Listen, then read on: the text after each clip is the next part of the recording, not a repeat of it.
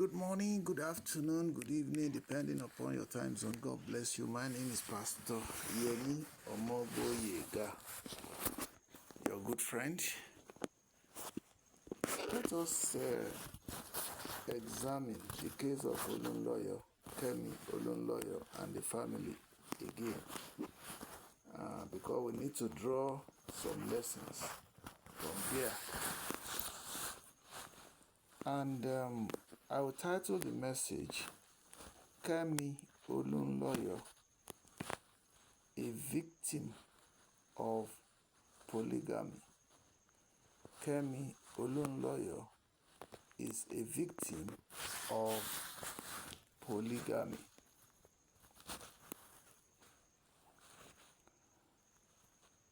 May God Almighty help us all in the course of our journey in this world.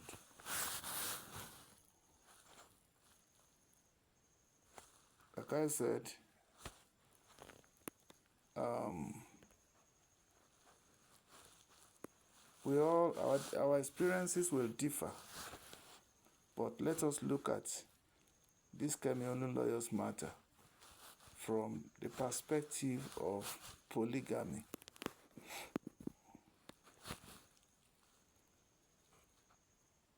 It doesn't matter. It doesn't mean that matters of this nature cannot happen in a monogamous home. Not at all. That is why in all that we endeavor to do on earth, let us commit everything into the hands of the Lord. And the prayer for you and I, those of us who are yet to marry, is that may we not marry wrong. And those who are already married, whose marriage is still subsisting, and they are able to manage the affairs of their marital life successfully, I say, may you continue to succeed. And to those of you who are married, only to discover that you are experiencing turbulence, may God Almighty give you the wisdom to really solve the problem so that you don't get lost in the crisis or marital crisis, in Yahushua's name.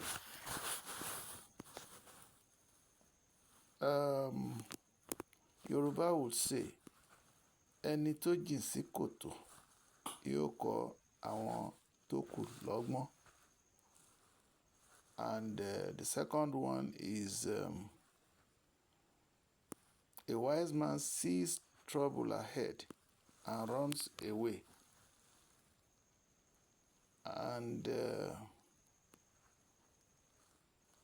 with these sayings, ẹni tó jìn sí kòtò akọ́ra ìkùlọ̀, when you see somebody falling into a ditch, it is for you to learn and avoid such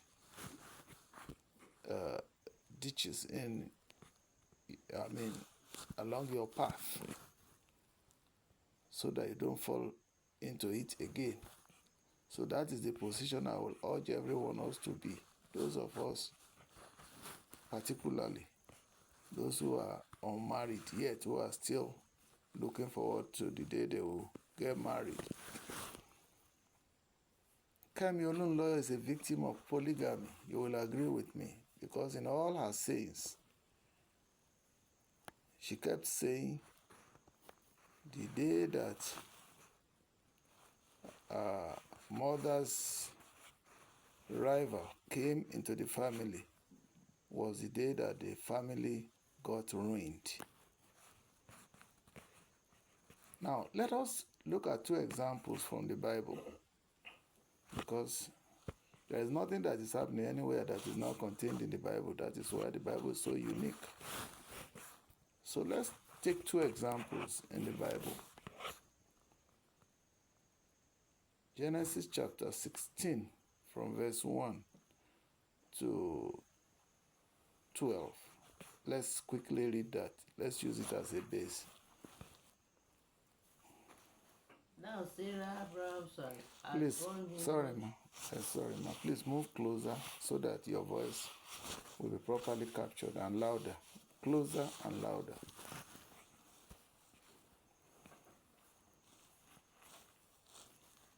Now Sarah, Abraham's wife, had borne him no children, and she had an Egyptian maidservant whose name was Hagar.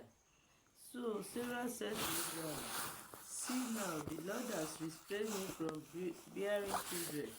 Please go into my maid. Perhaps I shall obtain children by her." And Abraham heeded the voice of Sarah. Then Sarah, Abraham, took Hagar, her maid, the Egyptian, and gave her to her husband, Abraham, to be his wife. After Abraham had dwelt 10 years in the land of Canaan, so he went into Hagar, and she conceived. And when she saw that she had conceived, her mistress became despised in her eyes. Our mistress became despised in her eyes, yes?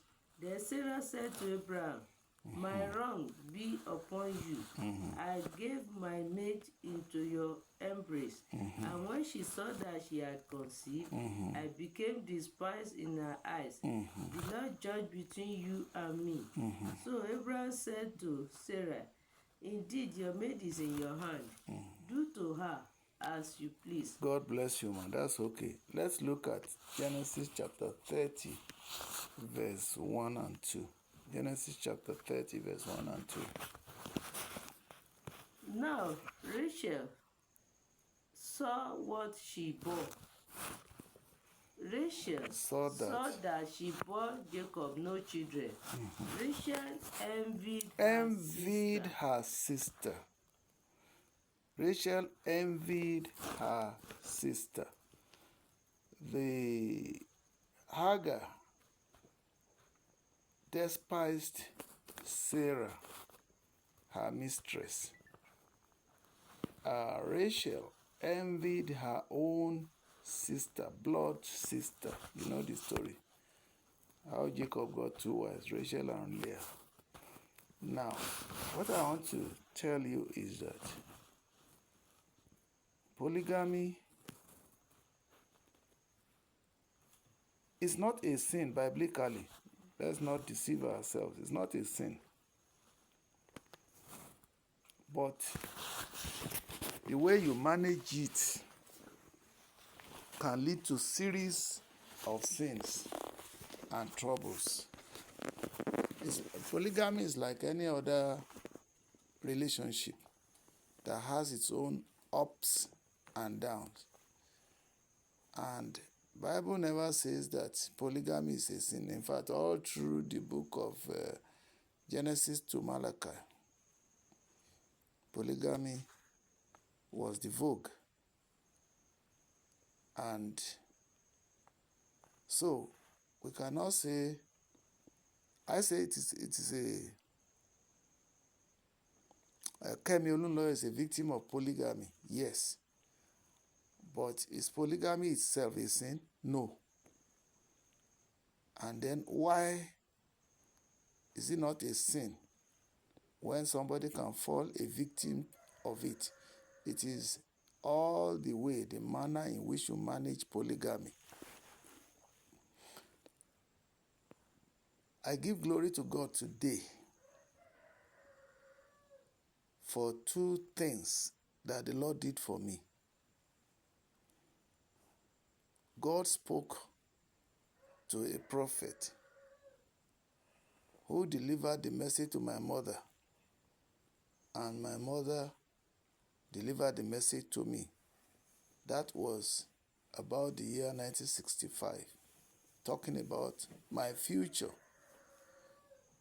And one of the things that came as a result of that prophecy was the fact that I was going to be a polygamous person. I'm just talking about this now for the first time openly.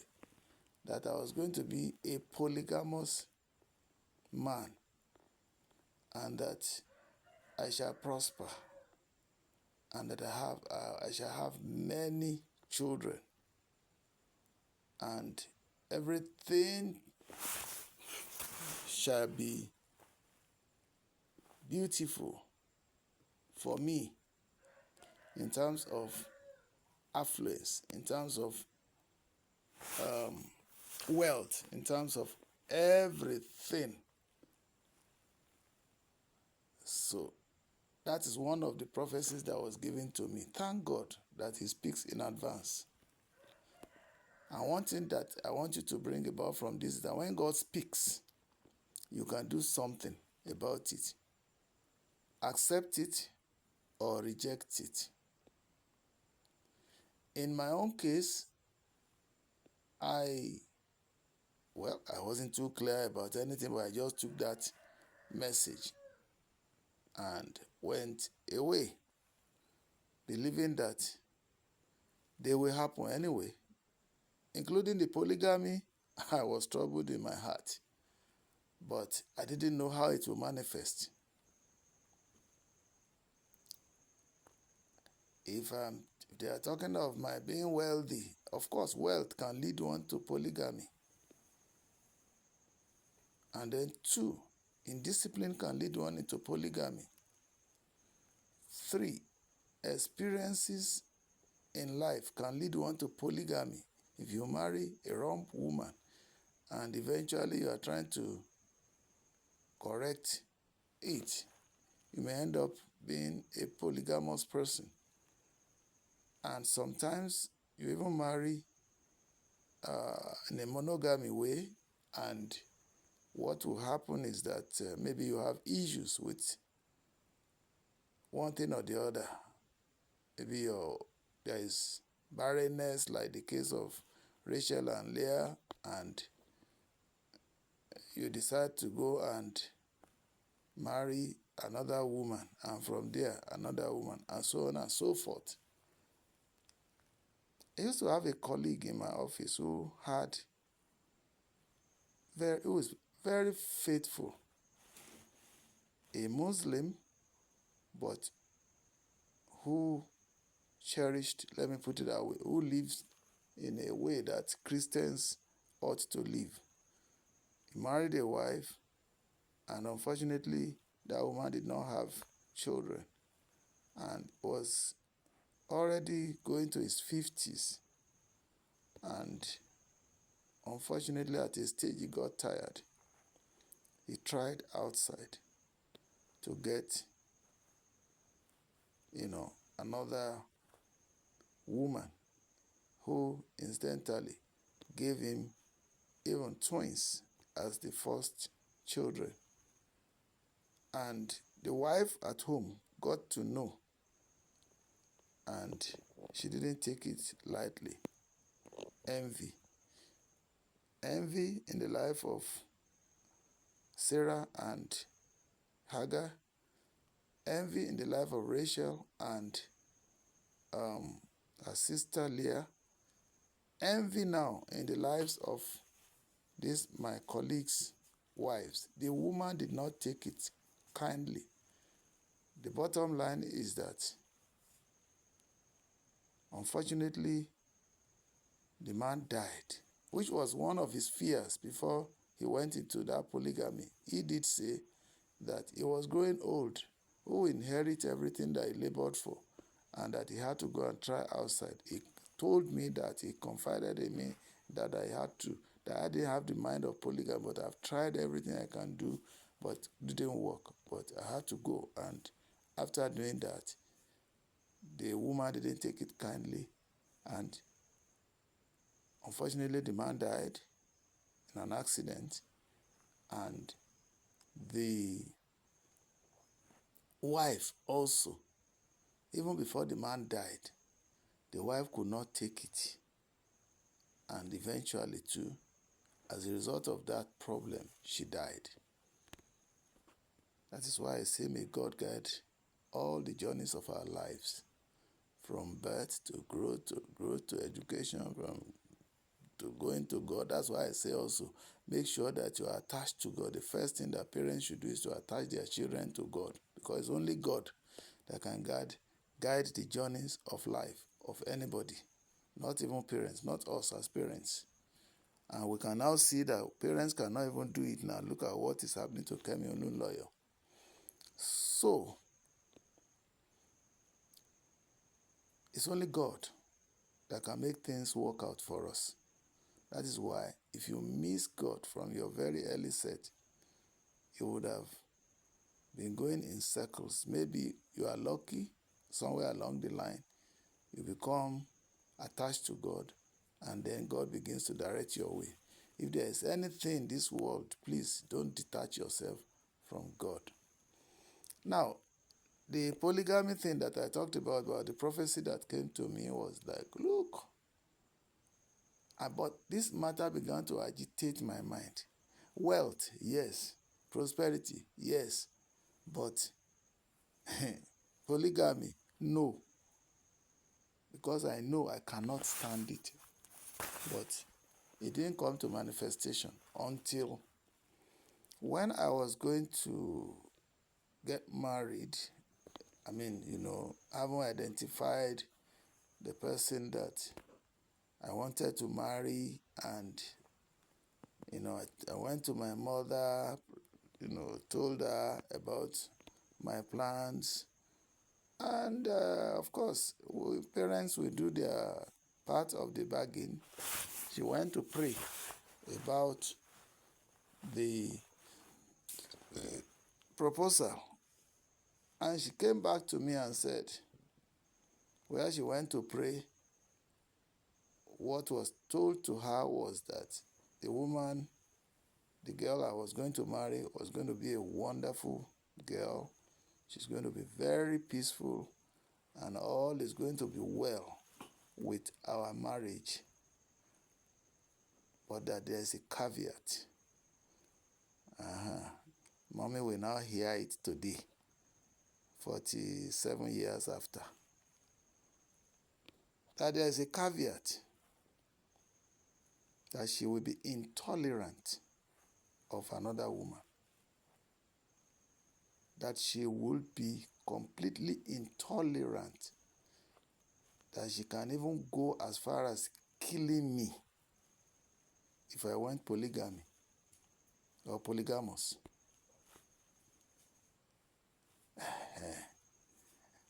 Prophecy 1 talked about me being a polygamous person.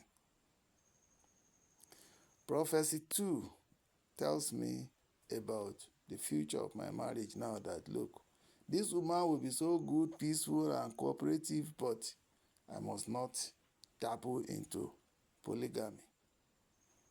Are you getting the matter? Look, one thing I want you to learn from this: don't hide your plans from your parents. I don't know whether you have a wicked parent or whether you have wicked parents, but know your parents. And as much as is humanly possible, carry your parents along, because there is no generalized rules in this world. But I know that ideally, a reasonable child should not hide away his or her plans from her parents, because they have their own contributions to make. This very episode helped me a lot to be able to decide, especially on this matter of matrimony, the path I will follow. And God is not a God of confusion. So if one says polygamy, the other one says, if I must enjoy peace in my life, I must avoid polygamy, then the choice is mine. Deuteronomy 30, verse 19. Polygamy has its own good sides. Polygamy has its own bad side. The worst side of polygamy is envy on the part of the women. And it doesn't matter how close. It doesn't matter the tribe. It doesn't matter anything. Envy is the greatest danger in marriage.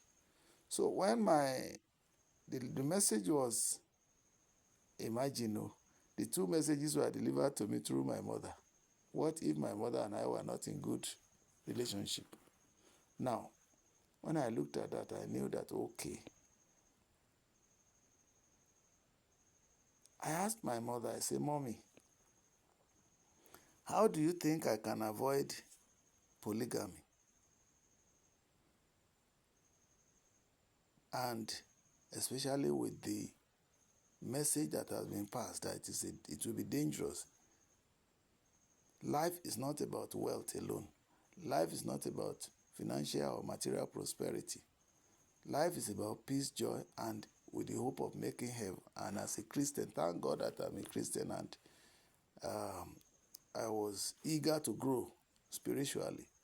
Then my mother simply replied, it is simple. Once you can remove your eyes from other women, the deed is done. The matter is resolved. I say, eh? And we all know that women are traps for men. Women, according to late General Domcat Bali, women are tonics for men. Women are temptations to men.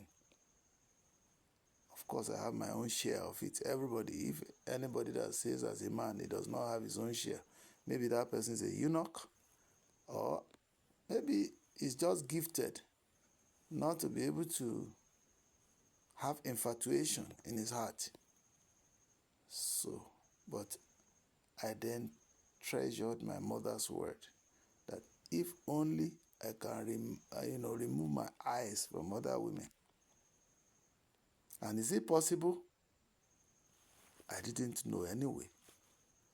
Not that I was particularly interested in women, because the only one thing that scares me from relationship with women is the commitment I will run into involuntarily that will run me into trouble later.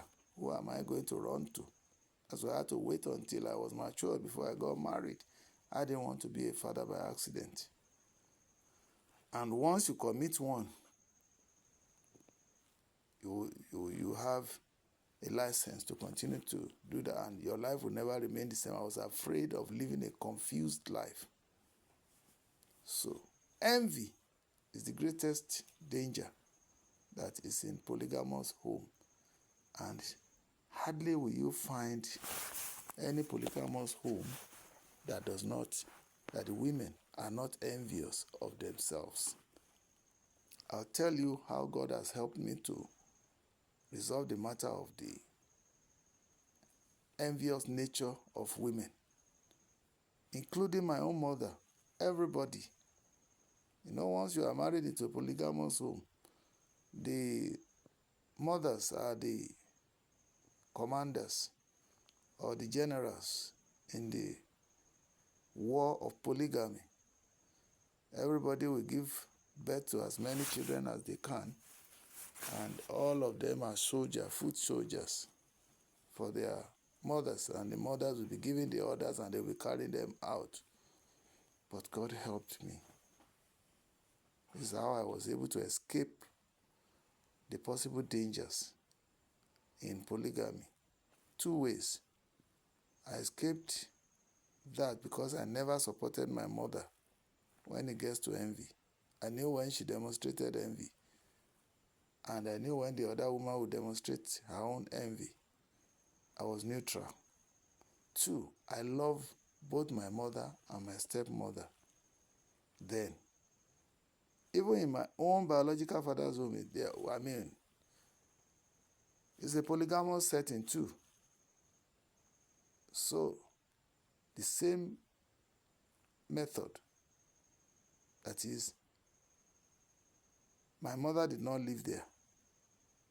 So, but I contended with my mother's stepmother here, where I was with her. But in my polygamous biological home, my mother did not live there, so there was no trouble. But I give glory to God that God favored me specially for my two stepmothers in my biological home to be women of virtue, women that trusted God, and women that believed that what will be, the women that demonstrated love. Because they could have decided, either jointly or individually, to go as far as even eliminating me. Where is it coming from? But God placed my favor in their eyes. Rather, they loved me. And I'm happy that God himself specially prepared me my special favors in their eyes. So that one was.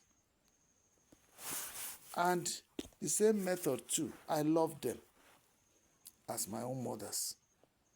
There is no doubt. I loved them as my own mothers.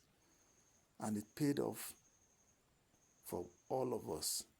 I give glory to God. It's very rare. Look at my friend that I mentioned, my late friend that I mentioned, that his wife, her husband, the wife, sorry, let me get it right, that my friend impregnated another woman, giving him twins, did not go down well with her. It was war until she finally passed on, unfortunately. So, what if I fell such a victim? I don't think I would be alive today. But God knows how he does his things. So, to God be the glory. So, envy is the most dangerous aspect of polygamy. And you have some homes, polygamous home, like mine, where the women there were the women of the old who believed that they should not harm another woman's children, and who should do good to them, and believing that one day God too will answer their own prayers and their children will do well in life. They understood from the very beginning that polygamy is not as tabooish as if there's any word like that, as we may rate it, but the envy that is therein is what is deadly. And they are naturally not envious. Rather, they work as a team to manage the home well. And everybody goes his way. And God of justice knows how to settle everybody. And they are at peace. Because you have some homes that it is a child from one of the women that will be the arrowhead that will be carrying everybody along, and everything will work out well for that family and all the children there, and even all the women and their own father before they die, before this our parents will die. So, be that as it may, the unfortunate side of Kemi Olunloyo's side is because I would say, from all the narrations or allegations, whatever, what I can deduce from what happened to Kemi Olunloyo is that her mother is intolerant of the polygamous nature of the man. Thereby, the children too, unfortunately, had to follow suit. You could see Kemi Olunloyo emphasizing and re-emphasizing. The day Funke entered into our family, to our matrimonial home, that is our stepmother now, is the day that the home was ruined. You could see that sends volumes, because, of course, see that her mother, of course, is intolerant of polygamy. The marriage that has gone on for years was marred by the polygamous nature of the father. And at the end of the day, things fell apart and the center never held. It's unfortunate, but that is the reality. She fell a victim of an envious polygamous setting, starting with her own mother. That's what I can deduce. And then she too and her siblings following suit. Now, let us find out what could have led late Dr. Olunloyo into polygamy. What could have led him into polygamy? That's a big question. Some men do go for polygamy because maybe at a period in their marriage, they are tired with the one wife that they have at home. And two, some women may be naggers, such that they are tired and they wanted a relief. They will go for polygamy.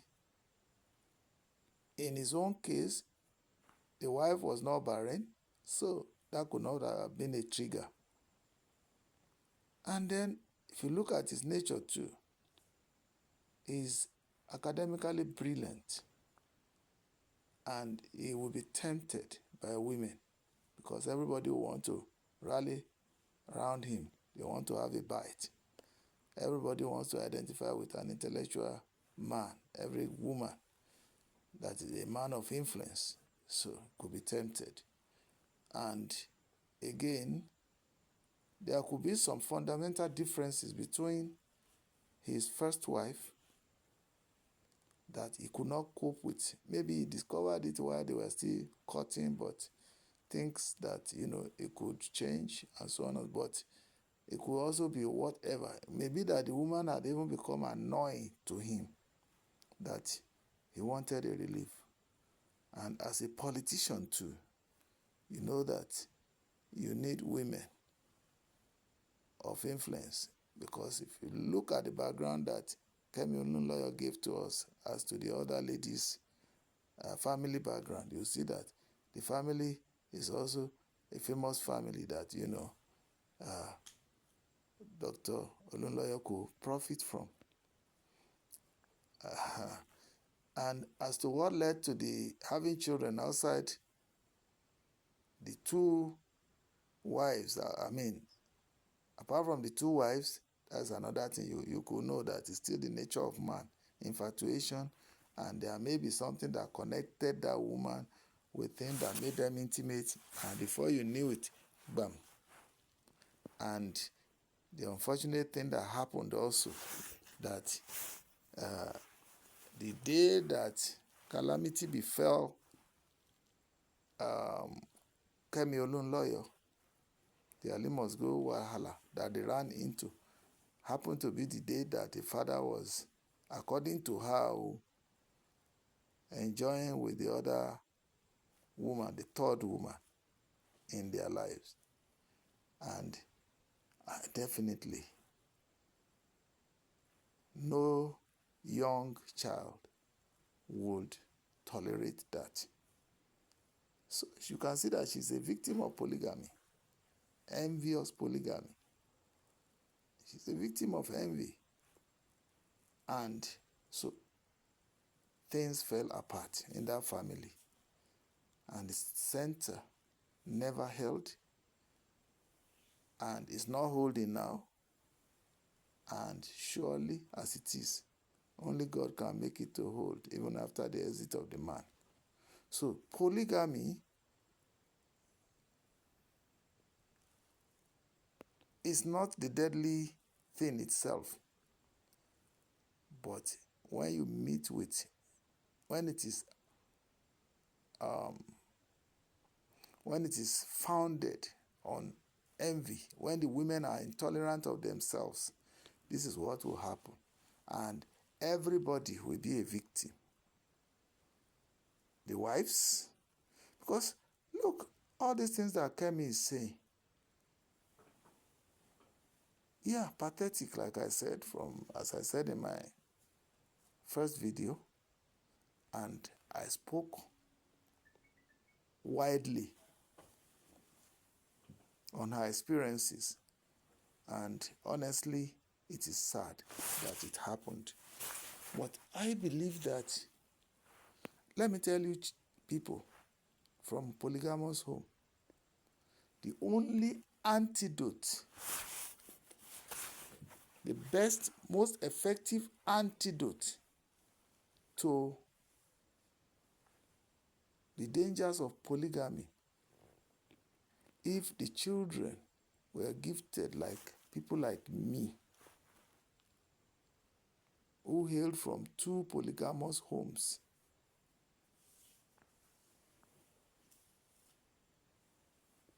would have been for the children, if they had gotten that vision, never to support their mothers in their envious state, because nobody wins in the battle of envious polygamy. Nobody, because it breeds hatred, pathological hatred. And you can now imagine young children, instead of focusing on their future, youthful visions, developing youthful visions and focusing on pursuing them,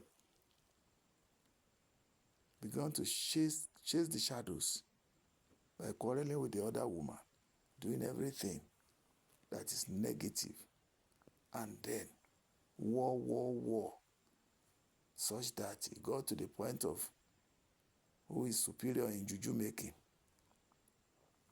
because Kemi revealed a lot in that aspect. Polygamous home, they will go jujuish or jujuistic. They would use, women fight with every weapon at their disposal. They will go to the prophet in the morning, go to Babalawo in the afternoon, they will go to Islam, the Afar in the evening, pursuing evil.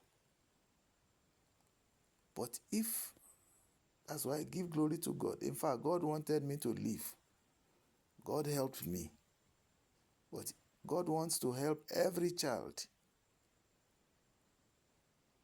Maybe my story would have been different if my God did not lead my mother to go to church. Maybe if I was not sick,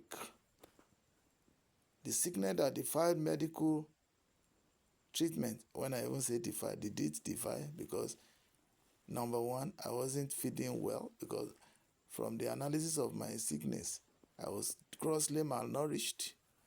My immune system was incredibly low, terrible, and everything was not just working in my favor. So when I say instead of taking me to the regular hospital, maybe she did, but how much of the drugs can she afford? How much of the care when I'm not even feeding well? And she did her best. And then the next thing is to take me to Babalawos. And God made all those ones to fail.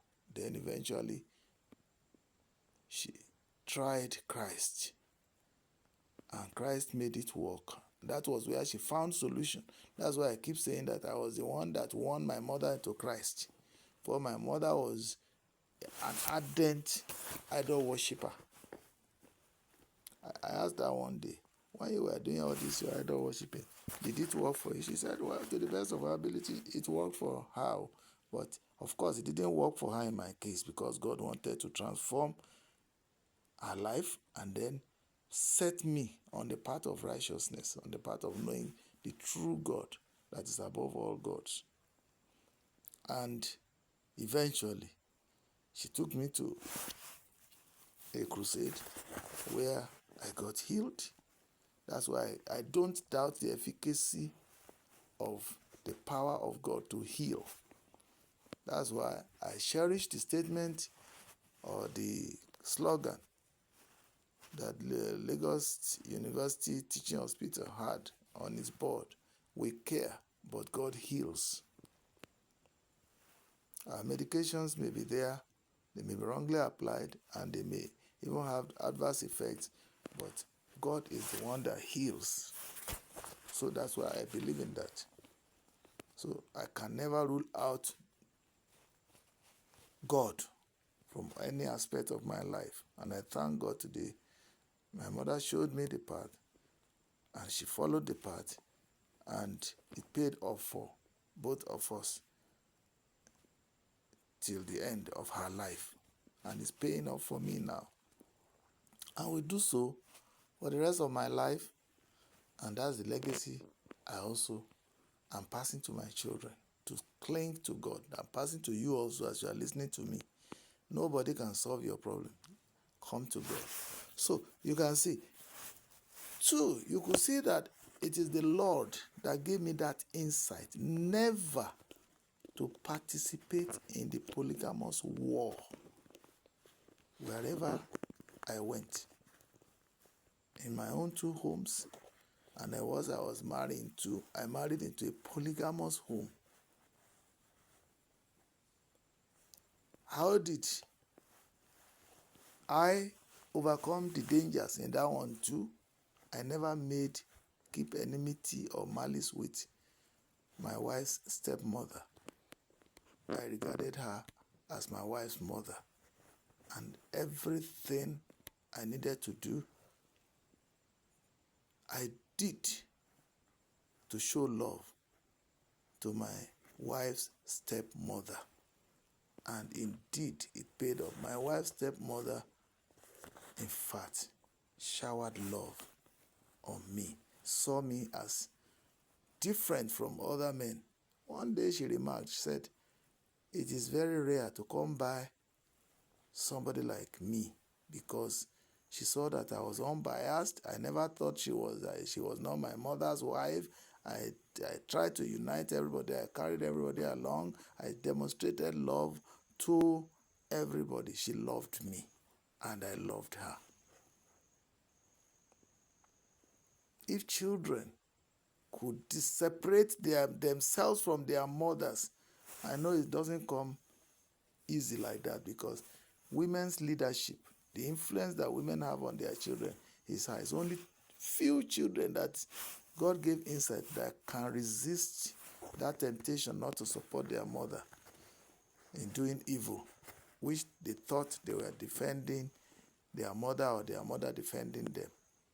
It is an evil thing to support your mother, because when I say support, in matters of envy, every woman is envious and they don't tolerate themselves. You, as children, you will be endangering your life, you will be endangering your destiny, you will be endangering your future, you will be endangering the generations upon you, your own lineage, if you follow that thing.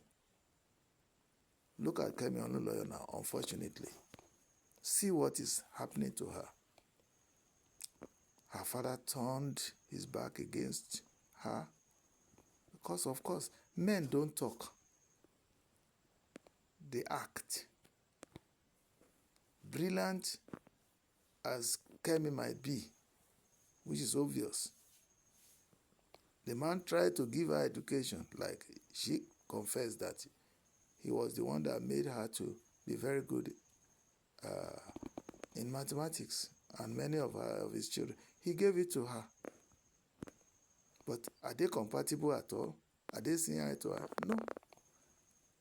From there, he had already ignored all the children, so to speak. He was just dealing diplomatically with them because they are his children. You can see from Kemi's confession that her father did not send her overseas, that she trained herself. You see, she lost the opportunity of being trained there. Her father would have helped her to put her, using his influence, to get her child enrolled into University of Ibadan, where he wanted to study music or something. The man busted it. And her father had all the influences in this world to fetch her daughter a job. Forget about the ritualistic or Judaistic whatever, that the spiritual aspect of it. Even in the logical sense, her father had closed all the doors. You can see the great, you see, if Kemi and her father were at one ment, if they were together, her life would not be what it is. The father has every opportunity to help, but he did not help. It's not every father that will forgive.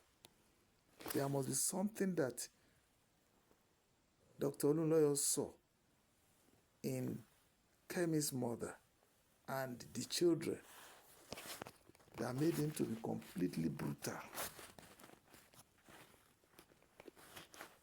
That made him to be completely brutal. Men, if a man will throw away a woman, he will not talk. You only see in its action. You can marry, get away from the house, and isolate the woman. That's it. And he will not divorce the woman. And the woman will be backing and backing like a dog. No way. He has done what he would do. And he's already raising children from the other sources. And you'll see that men don't worry. They don't worry. If you see are men self-centered, most likely, not all of them, because we don't know, each person's experience differ. Because some women can push you to the wall to do what you never wanted to do. But some men are grossly irresponsible from the, you will know those ones from the time you are still dating. They don't bother, other than, like Kemi tries to make us understand that the father was greedy, just selfishness. An average man is selfish. If he doesn't get peace somewhere, he will go to elsewhere. He can be going like butterfly. That's what happened. The man never enjoyed the true peace at home with the first wife, who happened to be Kemi's mother. That's what I can deduce. And he was looking for greener pasture. And the two women will no longer tolerate themselves. They will now compete very well in everything, including juju making. Thank God that it never occurred to them to even kill the woman, the man, because they knew that the man is useful to them. But the man will not enjoy peace. They will not enjoy peace. And now see, as they are sacrificing the future of their children.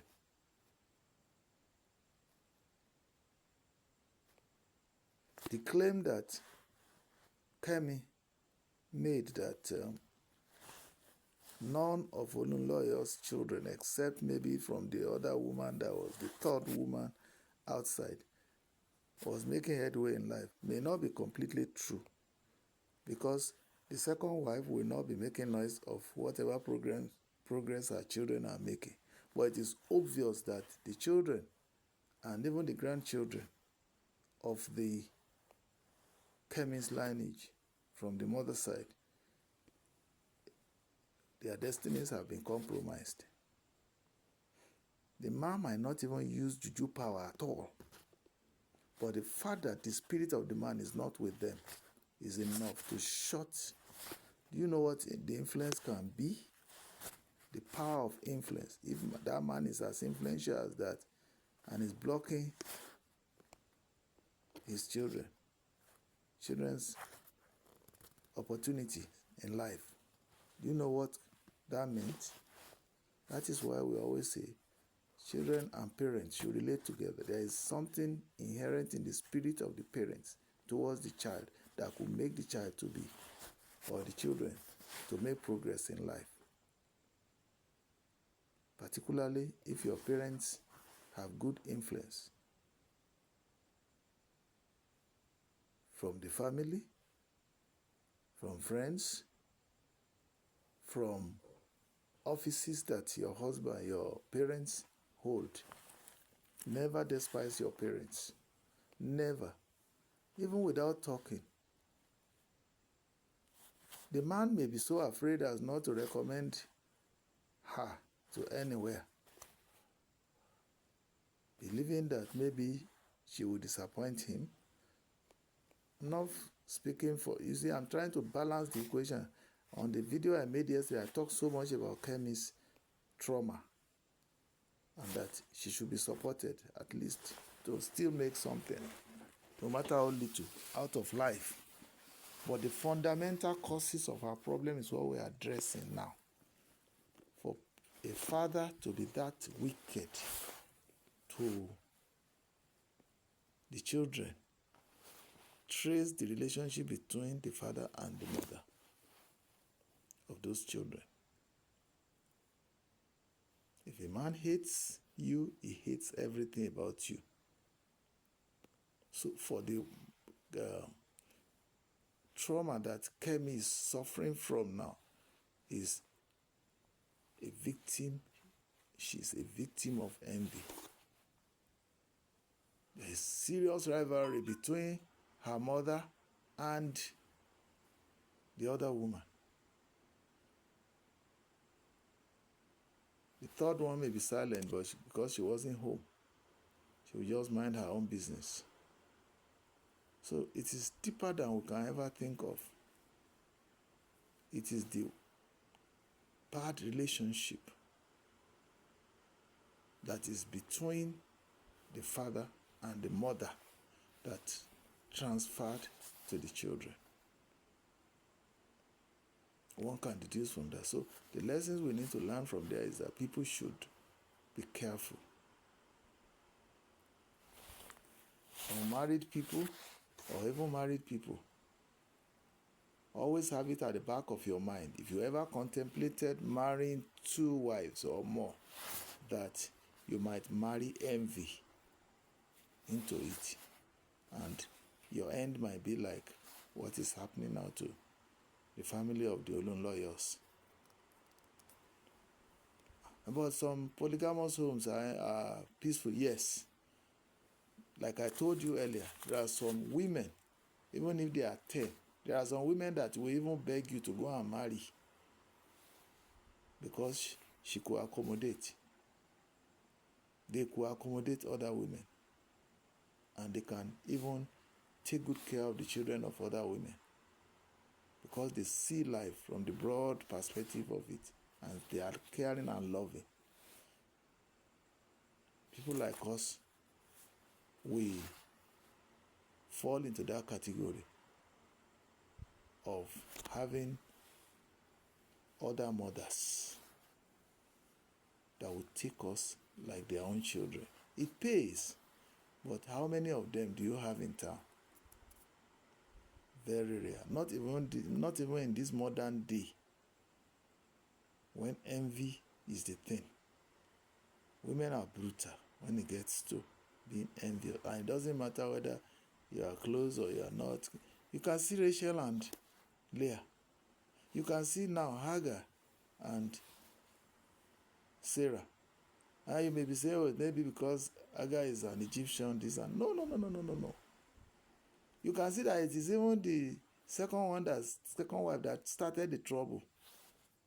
The one, you see, Sarah is like the generally godly woman that thinks that, okay, let me not truncate the destiny of my husband, let him be free, let us have children from other women and we'll go on ahead.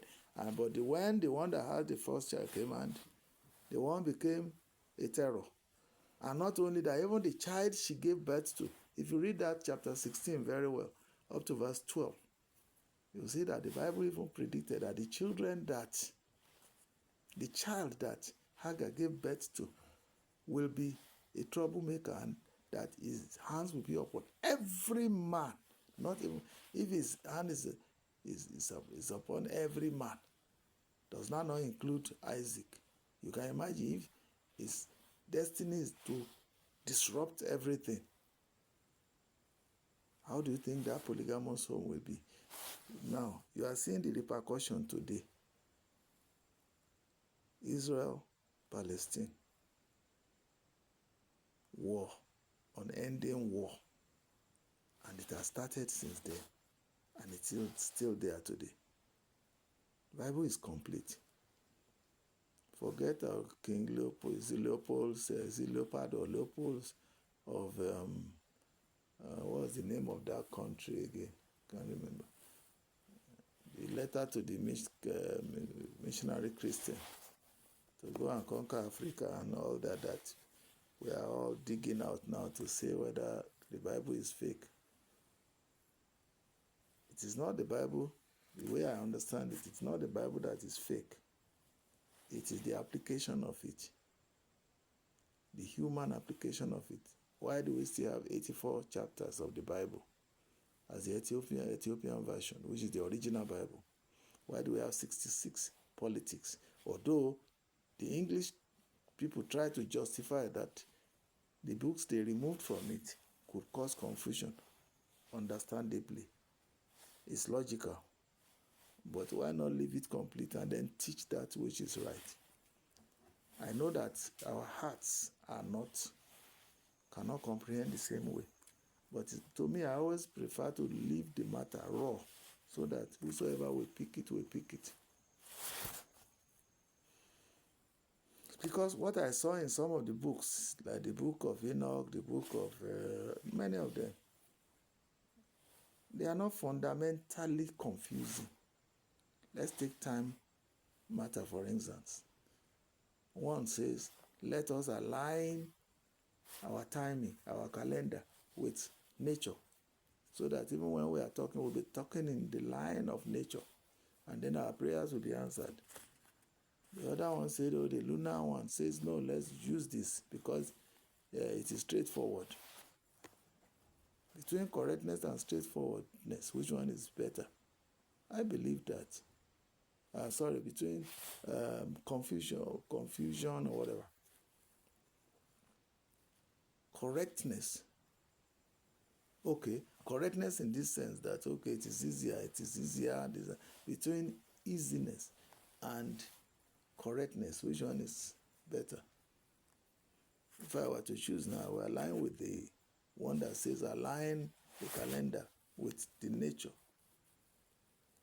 But those of us who are English extracts and followers of the English Bible, what do? We are following the calendar, the lunar calendar, whatever they call it, that does not align with nature. And more of the Bible chapters have been removed. So this is not the topic for today, but I'm just saying it, that, we all need to know what we are doing. We all need to follow. You see, life is so complex. What Kemi Olunloyo's experience is here, triggered out, is for us who are still in marriage to think twice before we go into polygamy, because we must carry with it the repercussions. If we marry right, if you don't have issues, I don't think you should ever contemplate polygamy. Not every case will be like my case. And I had the prophecy that it will be like this. And I had the prophecy of the effect, the negative effect of that polygamy. What did I do? I stuck to one. And I'm at peace today. Maybe that's why I'm not rich. Maybe the women I would have married would have had so many children for me. Maybe if through their families or nature or whatever, or through the children from other women, I would have been wealthier. That is why we must define the magnitude of wealth that we want to have. And more importantly, define what you do with it. I am not wealth conscious to the point that money or wealth becomes my God. I rather will have little and have peace of mind than to have so many and be sleepless. Food for thought. My name once again is Pastor Yemi Omogboyega. I think we should use our brains. Use your brains as I use my brain to manage the polygamous homes I found myself in. I found favor with God. I found favor with my stepmothers. I found favor. Then, when The issue of polygamy was to repeat in my own lineage too. I said no because of the repercussions, negative repercussions. Maybe I would have been dead because the prophecy says my wife could kill me. That's how much. And honestly speaking, women can do anything. It's not the fear of dying. It's not the fear. She is beating me. You would have killed me by now, have you? It's not even for the fear of that. What is better than how we are living now? We are enjoying ourselves. As our days grow older, our hearts grow younger. We're just like young children now, playing in the sands. We have gone through the turbulence of parenting, of working, of everything. And God brought us to land safely. And now we're on our own with God, alone with God. Where are the children that the Lord has blessed us with? They are on their own. We cannot continue to surround them with us physically. They have to go. And so it's you and I that are left now. And God is keeping us in peace. Why not learn something from this? Number 2, finding yourself in polygamous homes is not what endangers your life, but the wisdom with which you manage it. Show love, the greatest antidote. So Christ is right when he said, love even your enemies. Take good care of them.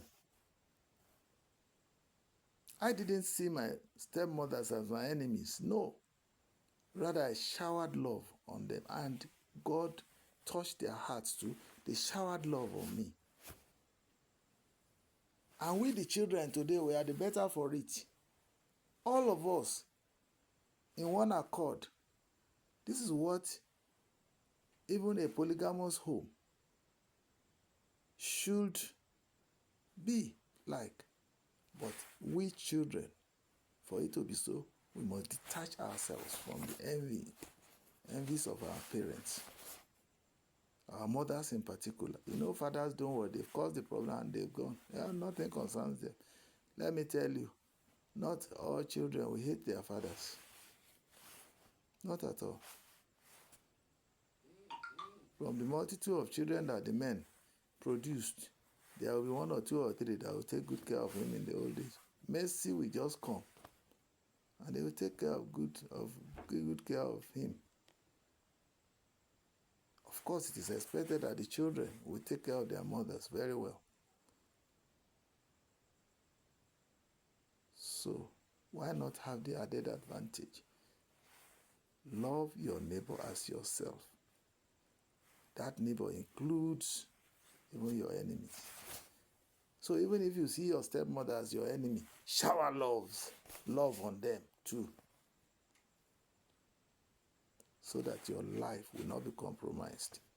I think there's a big lesson to learn from Kemi's experience. It's a sad one. I wish that she knew this from the very beginning. You cannot win a battle against your parents. Never. Exodus 20, verse 12. You must honor them. No amount of ranting will correct that. If you dishonor your parents, the repercussion is waiting. Forget about whether they are even wicked to you. If they are wicked to you, see them as enemy, Abi. Take good care of them. Shower love on them. And you will see your ways prosper. I hope we'll learn something. Please share this message. You may save lives of those who would have experienced what Kemi Olunloyo is experiencing, or would have even perished inside. Share it. Let us share it and subscribe to this channel. Patronize us always. Press the notification button so that you get to know when we upload new videos. Like our videos. All those 5 points that bloggers use, like, subscribe, press the notification button, comment, and share. They have different purposes that they satisfy in the life of the blogger. encourage us by subscribing, encourage us by commenting, encourage us by liking. Through your likeness, YouTube will recommend us to others. These messages are fundamental. Please, why not let it reach out to everybody in polygamous homes, or everybody generally, so that those who are not into polygamy will think twice before they enter into it. You can save them. You can save future calamities. God bless you. Have a very wonderful day. Bye.